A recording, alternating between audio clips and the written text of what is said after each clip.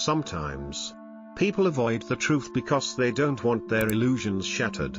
They were told that love would save them. It would be pure, redemptive, unconditional.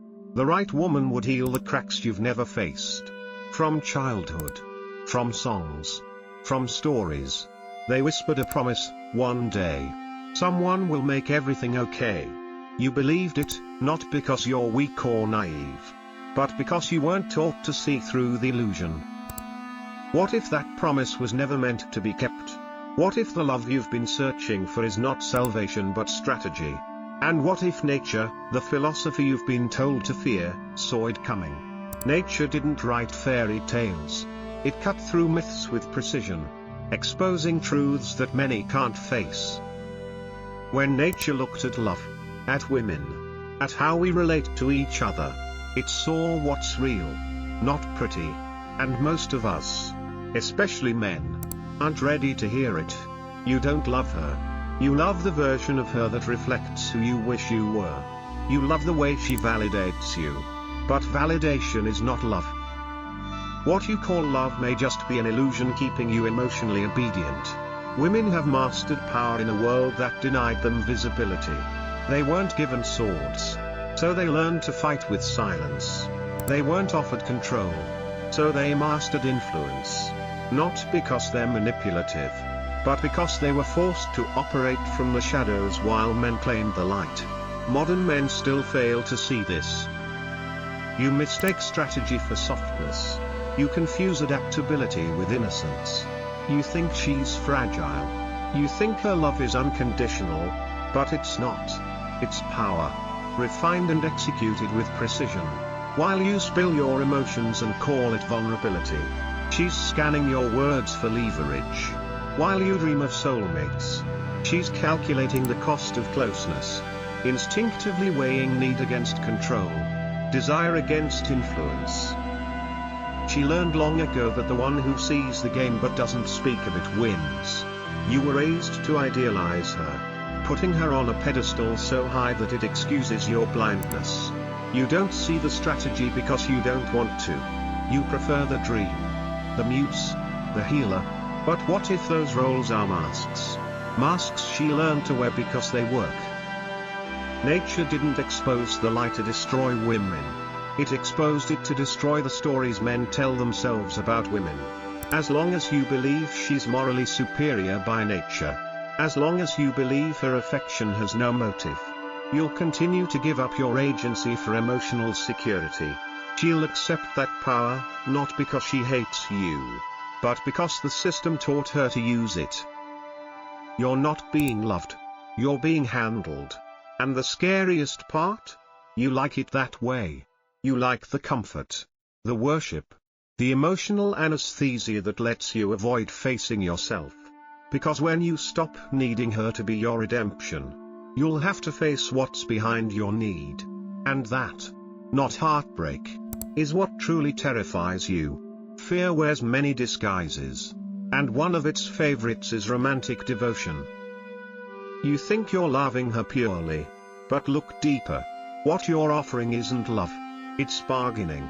If I give you my heart, will you fix the parts of me I don't want to face? You're not seeking a partner. You're seeking a solution. While you offer your soul for comfort, she's listening, not to your words, but to your needs. Every vulnerability you reveal becomes a map of your emotional pressure points. And she learns them quickly, not to hurt you, but to position herself in your psyche. Nature saw this. It saw that what we call love is often just a contest for emotional real estate. Who controls the rhythm of closeness? Who withholds first? Who gives in last? These aren't questions of affection, they're questions of power. The uncomfortable truth is this: the one who needs less controls more. You give her everything: time, attention, identity. You call that honesty. She gives you just enough to keep you chasing. You call that connection. But it's not connection, it's choreography. We've built a culture where women influence without appearing to lead. And men submit while thinking they're conquering. It's not her fault. It's not your fault. It's the result of centuries of conditioning. where men dominated the outer world, and women mastered the inner one. Now, in modern love, you walk right into the trap, smiling. She doesn't need to argue. She needs to suggest. She doesn't need to demand. She needs to desire. And in doing so, she shapes you, your decisions, your identity, all without raising her voice. That's not manipulation. That's mastery. You call her mysterious because you don't understand her. You don't understand her because you've never questioned your own myths. You still think love is about unity. She knows love is about leverage.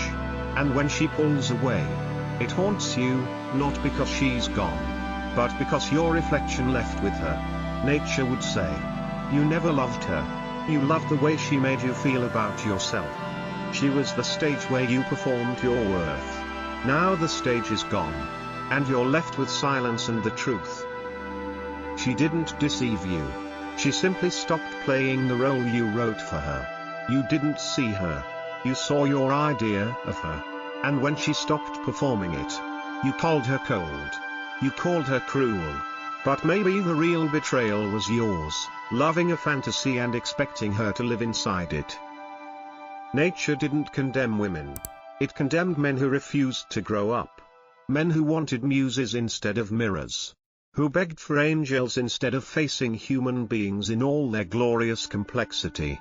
If you're ready to stop blaming her, you're ready to look at yourself, not with guilt, but with clarity.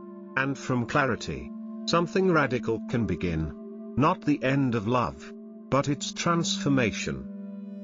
You were taught that love is the highest virtue, that to love selflessly is the mark of a good man. But what if that selflessness is just another mask for emotional dependency?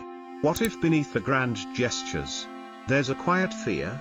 If I don't give everything, she won't stay. So, you offer more. You compromise more.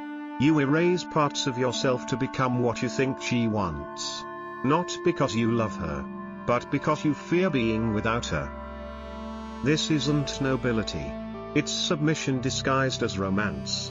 And while you think you're being brave, she feels something else. Control, not through force, but through presence. Through your willingness to orbit around her approval. Love, when rooted in need, is never equal. And when the mirror cracks, you don't just feel loss, you feel collapse. Because it wasn't love you were protecting, it was the story. The story that says, if she loves me, I am whole. But stories aren't truth. And when reality intrudes, you call it betrayal. Nature would call it awakening. The lie isn't that she has power. The lie is that you didn't see it. You called her gentle, but she was observant. You called her nurturing, but she was strategic. You thought she surrendered, but she was always choosing. The one who sees the dynamic clearly holds the key.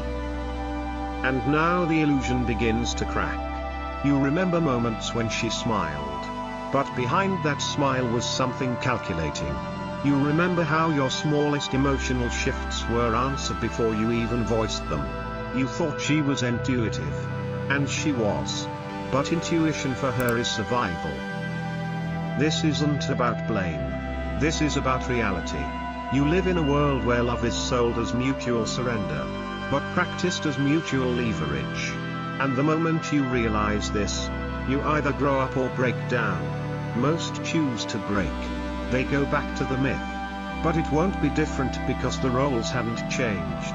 Only the actors have. And until you stop needing her to play the part, you'll never meet the person behind the mask. What happens when the mask is gone? When you stop seeking roles and start seeing reality, you'll notice what was always there. Not manipulation, not malice, but instinct. A woman aware of her lack of institutional power. Mastering relational power instead. Not because she wants to control you, but because this is the only power she's been allowed.